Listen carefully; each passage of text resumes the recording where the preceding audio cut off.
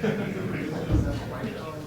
we were expecting Governor Bevin to be out here in just a short time, just inside the front entrance, very crowded front entrance, crowded with media, to make a statement and answer questions about why he is calling for a recanvass of votes statewide, not a recount, but a recanvass, and he cites irregularities, even though Secretary of State Allison Lundergan Grimes told us just a little while ago if there were any of sufficient quantity to reverse the result, she and her office would know about it. Per the government statement in the release he put out a short time ago, we're exercising our right to ensure that every lawful vote was counted.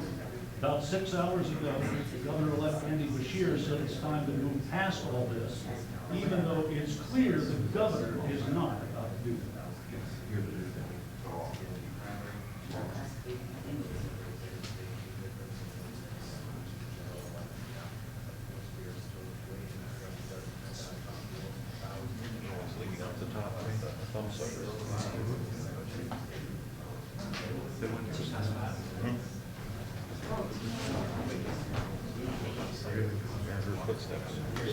Get this happy crew.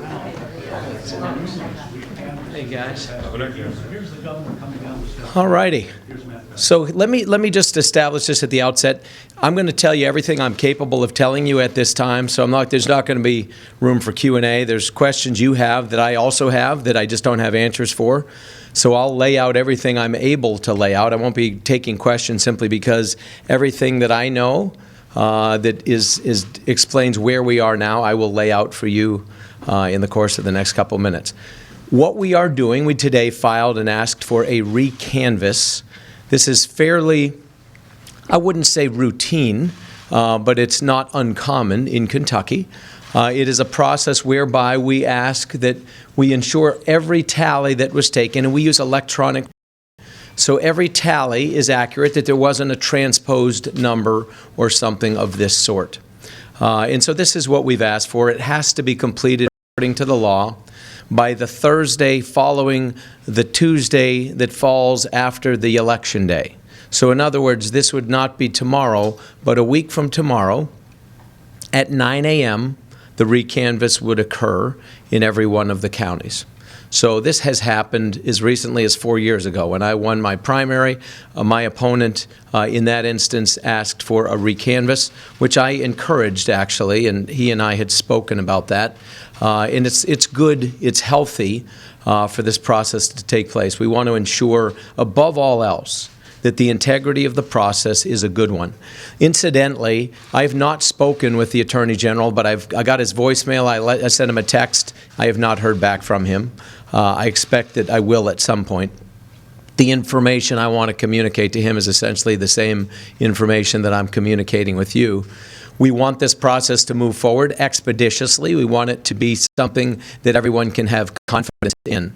What we know is that there really are a number of significant irregularities, the specifics of which we're in the process of getting affidavits and other information that will help us to get a better understanding of what did or did not happen.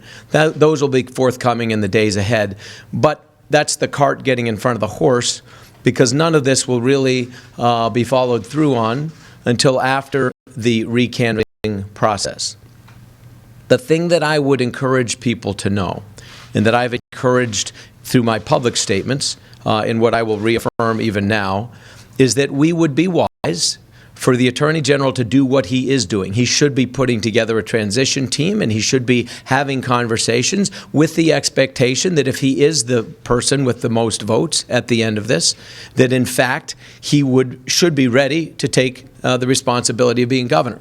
At the very same time, we have a responsibility to ensure that the integrity of the process is such that if at the end of it we have the most votes, we are in a position to be able to continue forward with governance. It's just that simple.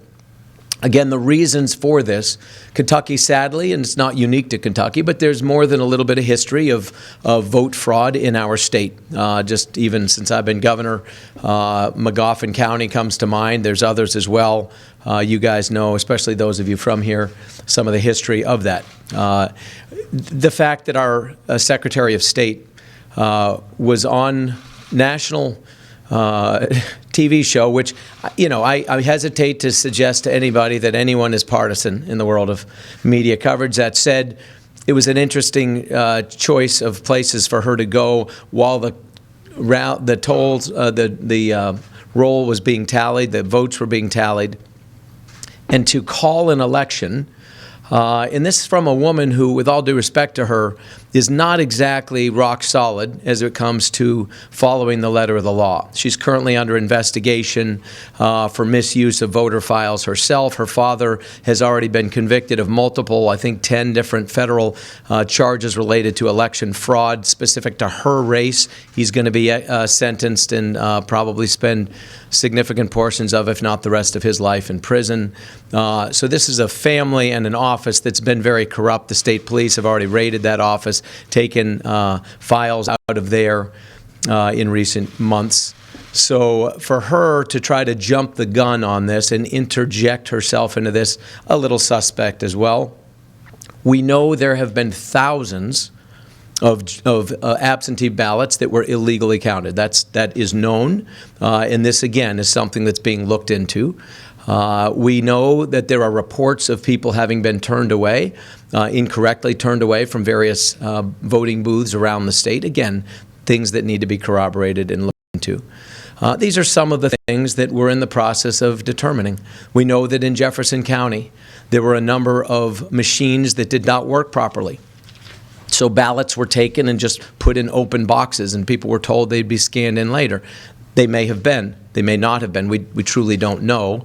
But it's not typical that people would be asked to give a ballot that's supposed to be kept in confidence and scanned into a machine and just put it in a box. And this happened in multiple locations.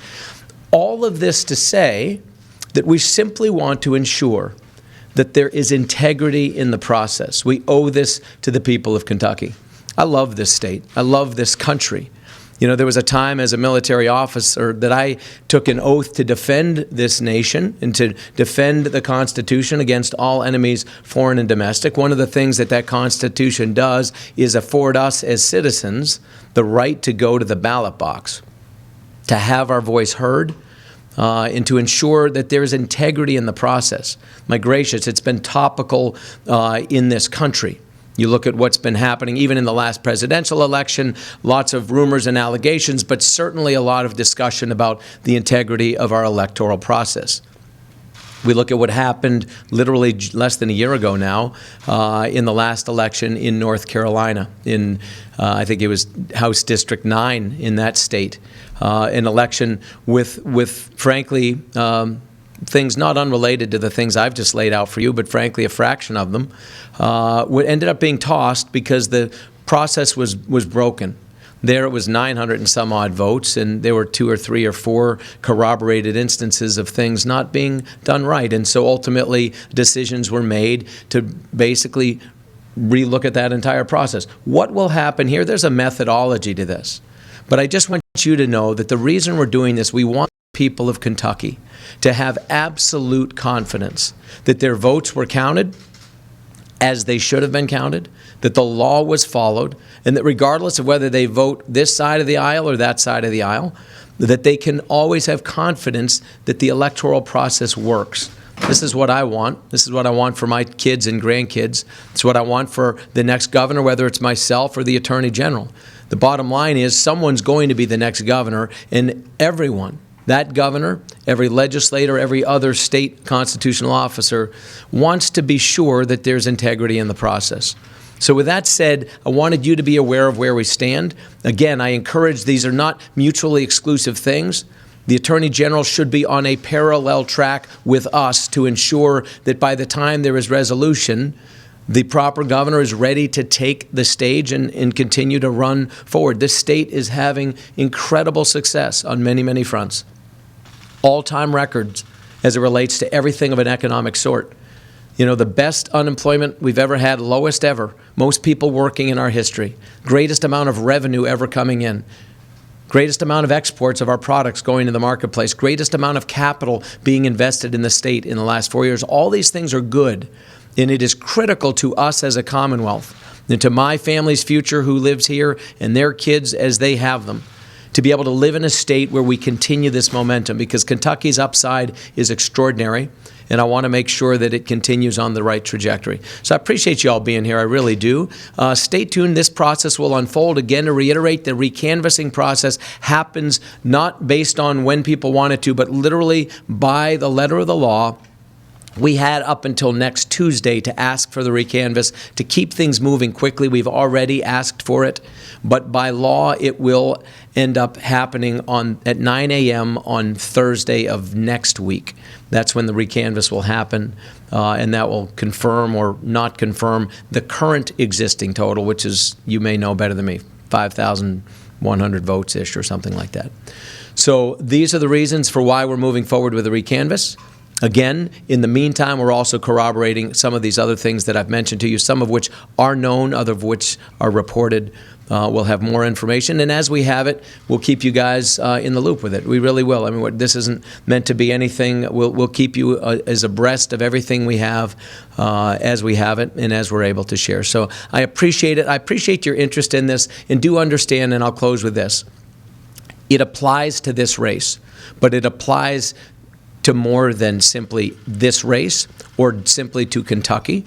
This is critical, especially as we move more and more into an electronic day and age, and as the old and the new are melded together. This is an American issue. It really is, and a concern, and we've seen it come up time and again. This unfortunately happens to be a time when it's on the radar screen in Kentucky, but we'll get to the bottom of it, and I'm confident that in the end, the right results will be delivered, and I will be entirely comfortable with whichever way they go if I'm confident that the process has been served.